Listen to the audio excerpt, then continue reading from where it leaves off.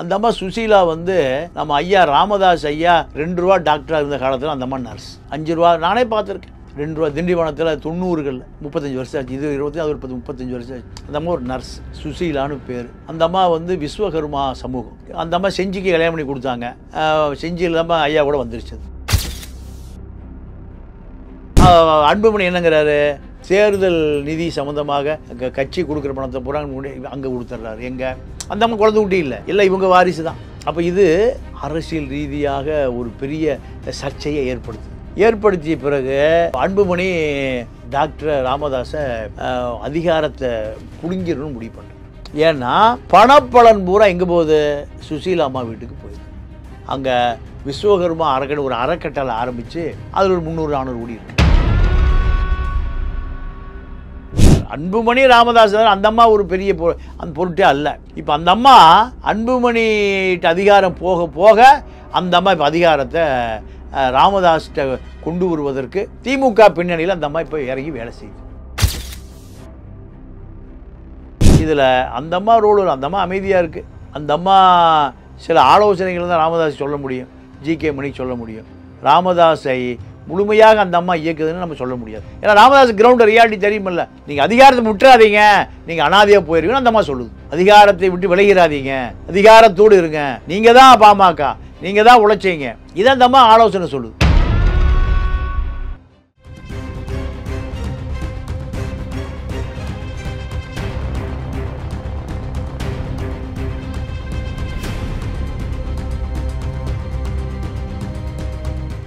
Real one நேயர்களுக்கு வணக்கம். இன்று நம்மளுடைய நேர்காணலுக்கு மூத்த பத்திரிகையாளர் திரு பாண்டியன் அவர்கள் இணைஞ்சிருக்காங்க. சார் வணக்கம். வணக்கம் சார். இப்போ சமீபத்தில் பாமகவில் நடந்துக்கிட்டு இருக்கக்கூடிய ஒரு பிரச்சனை கடந்த ஒரு 5 மாதங்களாகவே நிறையா நம்ம வந்து பார்த்துருக்கோம்.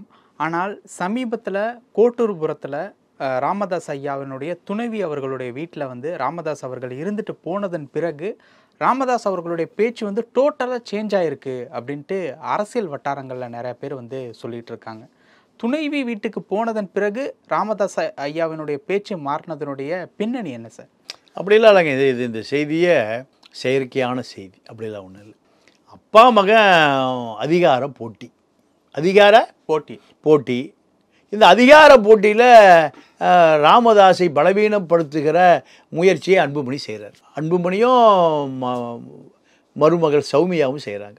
நீங்கள் ஓய்வெடுத்துக்க, நாங்கள் அரசியல் பார்த்துக்கிறோங்கிறாங்க. ஏன்னா இது பல 1000 கோடி கொட்டுகிற தொழிலாக போச்சு அரசியல். பல 1000 கோடி. அப்போ சேவையில் வந்து மக்களை ஏமாற்றுவது. மக்கள் தான் 200 ரூபாய்க்கு ஓட்டு போடுறானே, காக்கா பிரியாணிக்கும் ஓல்டு மங்கு குவார்ட்டருக்கும் ஓட்டு போடுறானே.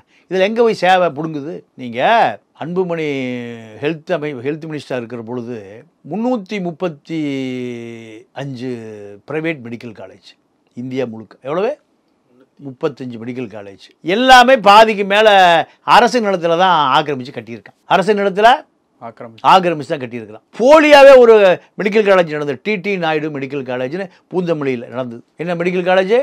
டிடி நாயுடு மருத்துவ. உலகத்தில் மருத்துவர் போலியாக இருப்பானுங்க, மருத்துவ கல்லூரியே போலியாக இருக்கிற நாடு இந்த நாடு தான். கனகசபைன்னு ஒரு டீன் தான் அத்தனை மூளையும், ஒரு அரசு டீன் கனகசபைன்னு பேர். இது ஒரு கேவலமான நாடுங்க. உலகத்தில் இதை விட ஒரு கேவலமான அரசியலும் அதிகாரம் இருக்கிற ஒரு மக்கள் நல்லவன், மக்கள் அப்பாவி மக்கள், நல்ல மக்கள். ஆனால் அதிகாரியும் அரசியல்வாதியும் மிக கேவலமான நபர்கள். நாட்டை நீங்கள் தனியாக பிரிச்சிடணும். நீங்கள் வரி கட்டணும். டீ குடித்தா 18% வரியை கட்டிடலாம். டீ குடித்தா ஜிஎஸ்டி நான் கட்டிட்டு வந்திருக்கேன். டீ குடித்தா 3 இட்லி வாங்கி தெருவில் வாங்கி சாப்பிட்டா அதுக்கு 18% ஜிஎஸ்டி கட்ட வரோம். கட்டிடுறான் மக்கள், அப்பாவியாக கட்டிடுறான். எந்த மார்வாடியும் கட்டுறதில்லை, எந்த அம்பானியும் கம்பானியும் ஜும்பானியும் கட்டுறதே இல்லை. அம்பானி இப்போ 5000 கோடிக்கு கல்யாணம் நடத்தினான். கல்யாணம் மட்டும் 5000 கோடி.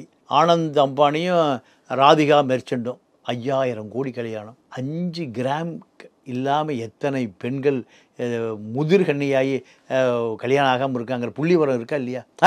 ஒரு பக்கம் எவ்வளோ கோடி? 5000 கோடி கல்யாணம் மட்டும் 5000 கோடி. எங்கே 5 கிராம் இல்லாமல், தாலிக்கு தங்கம் இல்லாமல் அந்த பொண்ணை கட்டி கொடுக்க முடியாமல் எத்தனை முதிர் கன்னிகள் இந்த தமிழ்நாட்டில் இருக்குது. ஆந்திரா, கர்நாடகா உழைக்கிற மக்கள்லாம் ஒரே சாய் தான். நம்ம அப்படி தான் பார்க்குறோம். மார்க்சிஸ்ட் சொன்னால் ஒரே சாய் தான், உலக தொழிலாளர்களை ஒன்று கூடுங்கிறதான். அப்போது இப்போ அதே நாடு இங்கே தான் இருக்குது, அதே அரசியல் இங்கே தான் இருக்குது. அப்போ அரசியல்வாதிக்கு தெரியாதா? தெரியும். எல்லா அரசியல் அங்கே போனது பூரா யார்? அரசியல்வாதி அத்தனை பேரும் போனான். சார், இந்த பிரச்சனைக்குள்ள சுசீலா அம்மா ஏதாவது உள்ள வர்றாங்களா? இல்லைம்மா, அதாவது இதில் என்னென்னா மக்கள் சேவையில் அதில் ஒன்றும் இல்லை. அப்போ அந்த 335 மெடிக்கல் காலேஜும் அரசு புறம்போக்கில் இருக்குது. அதெல்லாம் நாங்கள் அரசு புறம்போக்கில் இருக்க அப்ரூவல் கொடுக்க மாட்டோன்னு அன்புமணி அறிவிக்கிறார். எவ்வளவு அனுமதி கொடுக்க மாட்டோன்னு அன்புமணி அறிவிக்கிறாரு. எல்லாம் விஜயகாந்த் வெங்கடேஸ்வரா மெடிக்கல் காலேஜ் வரைக்கும் கொண்டு 10 கோடி ரூபா கொடுத்துட்டோம். 335 × 10 கோடி எவ்வளோ ஆச்சு? 3500 கோடி வந்துருச்சு ஒரே நாளில். ஏதாவது வியாபாரத்தில் இவ்வளோ பணம் வருமா? அம்பானி, ஆதானி, டாடா, பிர்லா, கோயாங்கா, எலான் மாஸ்க் வரைக்கும் எடுத்துங்க. ஒரே நாளில் 3500 கோடி வருமா? எதில் வரும்? இந்த அரசியலில் தான் வரும். அன்புமணி சௌமியாவும் எண்ணி பார்த்தாலும் எத்தனை நாள் இது என்ன முடியுது? அந்த டிபார்ட்மெண்ட்டில் 1500 கோடி ரூபாயும் 1500 கிலோ தங்கமும் கேதன் தேசாயிட்டு இருந்தது. அத்தனையும் இவங்க பணம் தான். அப்போ இதை எந்த தொழிலையாவது கொட்டுமா? கொட்டாது. அப்போ இதற்கான சண்டை தான் எது? பாமக அப்பா மக சண்டை. இதுக்குள்ளே இப்போ என்ன நடக்குதுன்னா, அந்த அம்மா சுசீலா வந்து நம்ம ஐயா ராமதாஸ் ஐயா 2 ரூபா டாக்டராக இருந்த காலத்தில் அந்த அம்மா நர்ஸ். 5 ரூபா நானே பார்த்துருக்கேன். 2 ரூபா திண்டிவனத்தில் 90களில் 35 வருஷம் ஆச்சு. இது 20, அது 35 வருஷம் ஆச்சு. அந்த அம்மா ஒரு நர்ஸ், சுசீலான்னு பேர். அந்த அம்மா வந்து விஸ்வகர்மா சமூகம். அந்த அம்மா செஞ்சிக்கு கல்யாணம் பண்ணி கொடுத்தாங்க. செஞ்சி இல்லாமல் ஐயா கூட வந்துருச்சு. இப்போ அந்த அம்மா இங்கே இருக்குது, சென்னையில். எங்கே சார்? கோட்டூர். ஆமாம், அது எங்கேயோ ஒன்று XRY, அது எங்கே சென்னையில் இருக்குது, அவ்வளோதான். இப்போது இந்த நட்பு வந்து தொடருது. ஆமாம். அன்புமணி என்னங்கிறாரு? தேர்தல் நிதி சம்மந்தமாக கட்சி கொடுக்குற பணத்தை பூரா அங்கே கொடுத்துட்றாரு. எங்கே? அந்த அம்மா குழந்தை குட்டி இல்லை இவங்க வாரிசு தான். அப்போ இது அரசியல் ரீதியாக ஒரு பெரிய சர்ச்சையை ஏற்படுத்திய பிறகு அன்புமணி டாக்டர் ராமதாஸை அதிகாரத்தை புடுங்கிடணும்னு முடிவு பண்ணுறார். ஏன்னா பணப்பலன் பூரா எங்கே போகுது? சுசீலா அம்மா வீட்டுக்கு போயிடுது. அங்கே விஸ்வகர்மா அறக்கட்டளை ஆரம்பித்து அதில் ஒரு 300-400 கோடி இருக்குது. அது ட்ரஸ்ட்டில். ஆமாம். அதுக்கு அந்த அம்மா தான் தலைவர். அப்போ இதை அன்புமணி தந்தைகிட்ட இதை ஒரு பெரிய இஷ்யூ ஆக்கி இந்த தண்ணி பாட்டில் வீசுறதால இதுக்கு பின்னாடி தான் ஒரு 15 நாள் 20 நாள் நீங்கள் எங்கே தைலாவரம் தோட்டத்துலேருந்து போய் ஜெகத்ரட்சனுக்கு சொந்தமான ஹோட்டலில் 5 ஸ்டார் ஹோட்டலில் தங்கிடுறார். அந்த அம்மா ஆதரவாக இருக்குது. இதெல்லாம் அன்புமணிக்கு தெரியுது. தெரிந்த பிறகு அன்புமணி என்ன பண்ணுறாரு? அதிகாரத்தை அப்படியே கூட எடுக்கணும்னு முடிவு பண்ணுறாரு. யாருக்கிட்ட? ராமதாஸ்லேருந்து முழுசாக எடுக்கணும்னு முடிவு பண்ணுறாரு. அப்படி முடிவு பண்ணி இந்த கட்சியினுடைய தலைவராக இருக்கிற தனக்கு செயற்குழு, பொதுக்குழு, நிர்வாக குழு மூலம் யாரோடு கூட்டணி என்கின்ற அதிகாரத்தை எடுக்கக்கூடிய அதிகாரத்தை பொதுக்குழு செயற்குழு தனக்கு கொடுக்குதுன்னு ஒரு தீர்மானத்தை நிறைவேற்றுவதற்கு தயாராகிறார். அப்படி ஆகிட்டாருன்னா ராமதாஸுக்கு ஒன்றுமே இல்லை, ஒரு அதிகாரம் இல்லை, ஒரு பவர் இல்லை. அப்போ பணமும் அந்த அம்மாவும் தான் பிரச்சனை இல்லை. பணமும் அந்த அம்மாவும் பிரச்சனை இல்லை. ராமதாஸு ஓய்வெடுக்க போன அவ்வளோதான். மீதி அரசியல் பூரா நானே பார்த்துக்கணும். அவர் ஏன் அப்போ அதில் பிடிவாதமாக இருக்காரு? யாரு? ராமதாஸ் ஐயா. இல்லை, ராமதாஸ் ஐயா ஏன் பிடிவாதமாக இருக்காருன்னா, இவ்வளோ பெரிய கட்டமைப்பை கட்டி இவ்வளோ நாள் இருந்து தன்னுடைய பேரனை ஒரு பதவி கொண்டு வரணும்னு விரும்புகிறார் முகுந்தனை. ஆமாம். அன்புமணி அனுமதிக்க மாட்டேங்குது. அன்புமணியோட அக்கா பையன், வேறு யாரும் இல்லை, அன்புமணியுடைய அக்கா காந்திமதியினுடைய மகன். அப்போது அதிகாரம் அந்த குடும்பத்தில் யாருக்கும் போகக்கூடாதுன்னு நினைக்கிறார் அன்புமணி. ராமதாஸ் என்ன பண்ணுறாரு? அதிகாரத்தை பரவலாக்குன்னு நினைக்கிறார். அதிகாரத்தை பரவலாக்குன்னு நினைக்கிறாரு. இந்த மாநாடு அன்புமணியினுடைய அதிகாரத்தை கொடி உயர பரப்பதற்காக திட்டமிட்டு அந்த வன்னிய பெருவிழா மாநாடு. அத்தனை நிர்வாகிகளுக்கும் மாநாட்டு செலவுக்கு பணம் கொடுக்கப்பட்டு வேனு, வண்டி, வாகனம், இப்படி சென்னைக்கு மட்டும் 3 கோடி ரூபா கொடுத்துருக்காங்க. கூட்டினா அத்தனை கூட்டமும் அன்புமணியால் கூட்டப்பட்டது. அப்போ பார்க்குறாரு ராமதாஸ், மகனை திட்டுவதற்கு மட்டுமே அந்த மேடையை பயன்படுத்தி கொண்டார். இது இன்னும் அன்புமணிக்கு அதிகாரத்தை நோக்கி வேகமாக தள்ளப்பட்டு அடுத்த நாள் என்ன பண்ணுறாரு? மாநாடு முடிஞ்ச ஒரு அடுத்த வாரமே மாவட்ட செயலாளர் ப்ளஸ் எம்எல்ஏ கூட்டுவதற்கு முயற்சி பண்ணுறாரு. அதுக்கு முந்தைய ராமதாஸ் இவர் நிறுத்திடுறாரு, அவர் கூட்டிடுறாரு. அங்கே யாருமே போகலை. ஏன் போகலை? இவரிடம் அதிகாரம் கொஞ்சம் கொஞ்சமாக பறிபோய் கொண்டு இருக்கிறது. இதுதான் கட்சிக்காரன் பூரா தெரிஞ்ச விஷயம். அந்த அம்மா சுசீலா அம்மா கிட்ட அன்புமணி அவர்கள் ஏதாவது பேச்சு? இல்லை அதெல்லாம் வாய்ப்பே இல்லை. அதாவது அந்த அம்மா இவருடைய முன்னாள் நர்ஸ், அவ்வளோதான். முன்னாள் செவிலி தாய், அவ்வளோதான். அதை தாண்டி எதுவுமே இல்லை. அந்த உறவு தான், அதை நம்ம கொச்சப்படுத்தக்கூடாது. அவங்கள்ட்ட அவ்வளோ பணம் இருக்கிறது ஒரு பொறாமை ஏற்படுத்தியிருக்கு. இல்லை, அது தன்னுடைய பணம் தானே, ராமதாஸ் தானே கொடுத்து வச்சிருக்கார். ராமதாஸுடைய பணம் தானே அது. அந்த பணம் ஒரு பாதுகாப்பு. அந்த அம்மாவும் இவர் கட்டுப்பாடு தானே இருக்காங்க. அந்த அம்மாவும் இவர் கட்டுப்பாடு தான் இருக்காங்க. அன்புமணி ராமதாஸ் தான். அந்த அம்மா ஒரு பெரிய அந்த பொருட்டே அல்ல. இப்போ அந்த அம்மா அன்புமணிகிட்ட அதிகாரம் போக போக அந்த அம்மா இப்போ அதிகாரத்தை ராமதாஸ்கிட்ட கொண்டு வருவதற்கு திமுக பின்னணியில் அந்த அம்மா இப்போ இறங்கி வேலை செய்யுது. யார் சார் ஹெல்ப் பண்ணுறா திமுக பின்னணியில்? திமுக பின்னணியில் திமுக தான். திமுகனால அதில் முதலமைச்சர் அலுவலகம் தான் வரும். வேறு யார் பண்ணுவாங்க?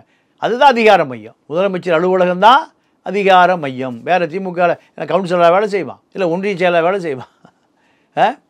ஒரு கட்சியோடு கூட்டணி வைப்பது, ஒரு கட்சியோடு இணக்கமாக இருப்பது தலைமை முடிவு பண்ணுறது தான். இப்போ அந்த அந்த அந்த அம்மா ஜி.கே. மணி மறைமுகமாக எம்எல்ஏ, ஜி.கே. மணி, ராமதாஸ், இந்த ஒரு வட்டாரம் திமுக பாதுகாப்பில் அன்புமணிகிட்டேருந்து எப்படியாவது அதிகாரத்தை எடுக்கணும்னு பார்க்குறாங்க. அது முடியாது, வாய்ப்பே இல்லை. இப்போ எடப்பாடி கூட சொல்லிட்டார் அன்புமணிகிட்ட, உங்கள் அப்பாவோடு வந்தால் தான் நம்ம எது பேச முடியும். தனிப்பட்ட முறையில் நீங்கள் வந்தீங்கன்னா இந்த என்டிஏ கூட்டணிக்கு தலைவர் நான் தான். அமித்ஷாட்ட போகிறாங்க, அமித்ஷாவும் தள்ளி விட்டுறாரு. இப்போது யார்கிட்ட போய் நிற்கிறாங்க? கேபி முனுசாமிகிட்ட. முனுசாமி உங்கள் அப்பாவை கூட்டிகிட்டு எடப்பாடிட்டு போட்டுட்டார். இதுதான் இப்போது அன்புமணியினுடைய அரசியல். ராமதாஸ் இடம்தான் இறுதி சுற்றுக்கு வந்திருக்கு. அதை மீறி அரசியல் செய்வதாக அவர் நினைக்கிறாரு. 100 நாள் சுற்றுப்பயணம். இந்த சுற்றுப்பயணம் எத்தனை வருஷத்தில் போயிருக்கணும்? 2000க்கு முன்பு போயிருக்கணும். 25 வருஷம் முந்தி போயிருக்கணும். இப்போ அதிகாரம் யார்கிட்ட இருக்குது? அப்பாட்டையும் வாங்கலையா? அவர் 87 வயசு பெரியவர். இப்போ சுற்றுப்பயணம்லாம் போக முடியாது, அடைய முடியாது. அவருக்கு முதுமை இடம் தராது. ஆனால் இவர் எத்தனை நாள் வேணால் நடக்கலாம், எத்தனை நாள் வேணாலும் நடக்கலாம். இவர் கட்சி என்கிட்ட தான் இருக்குன்னு எடப்பாடிக்கும் அமித்ஷாவுக்கும் காண்பிப்பதற்கான முயற்சி தான் இந்த 100 நாள் சுற்றுப்பயணம். ஓகே, இதில் அந்த அம்மா ரோடு, அந்த அம்மா அமைதியாக இருக்குது. அந்த அம்மா சில ஆலோசனைகள் தான் ராமதாஸ் சொல்ல முடியும், ஜி.கே. மணி சொல்ல முடியும். ராமதாஸை முழுமையாக அந்த அம்மா இயக்குதுன்னு நம்ம சொல்ல முடியாது. ஏன்னா ராமதாஸ் கிரவுண்ட் ரியாலிட்டி தெரியுமில்ல. நீங்கள் அதிகாரத்தை விட்டுறாதீங்க, நீங்கள் அனாதையாக போயிருவீங்கன்னு அந்த அம்மா சொல்லுது. அதிகாரத்தை விட்டு விலகிறாதீங்க, அதிகாரத்தோடு இருங்க, நீங்கள் தான் பாமக, நீங்கள் தான் உழைச்சிங்க. இதை அந்த அம்மா ஆலோசனை சொல்லுது. கருணாநிதி 94 வயது வரை தலைவராக தான் இருந்தார். ஸ்டாலின் செயல் தலைவர். அதை தான் அந்த அம்மா சொல்லுது. கருணாநிதியை போல் நீங்கள் 94 வயது இருந்தாலும் நீங்கள் தான் அந்த கட்சியினுடைய தலைவர், நீங்கள் தான் அதிகார மையம். மகன்கிட்ட போச்சுன்னா உங்களை யாருமே பார்க்க மாட்டாங்க, உங்களை யாருமே சீந்த மாட்டாங்க, உங்களை பார்ப்பதை மறந்துடுவாங்க. ராமதாஸுடைய படம் இருக்குமே தவிர ராமதாஸை முன்னிலைப்படுத்துவதற்கான வாய்ப்பே இல்லை. அவர் நடக்க முடியலப்பா, அதெல்லாம் மாநாட்டுக்கு வரல, வீட்லேயே ரெஸ்ட் எடுக்கிற முடிஞ்சு போயிடும். இதை நீங்கள் ஒத்துக்கொள்ளாதீங்க. இந்த ஆலோசனையை அந்த அம்மா சொல்லுது, அவ்வளோதான், வேறு ஒன்றும் இல்லை. பல விஷயங்கள் பகிர்ந்துக்கிட்டீங்க. நேரத்துக்கு ரொம்ப நன்றி. நன்றி, வணக்கம்.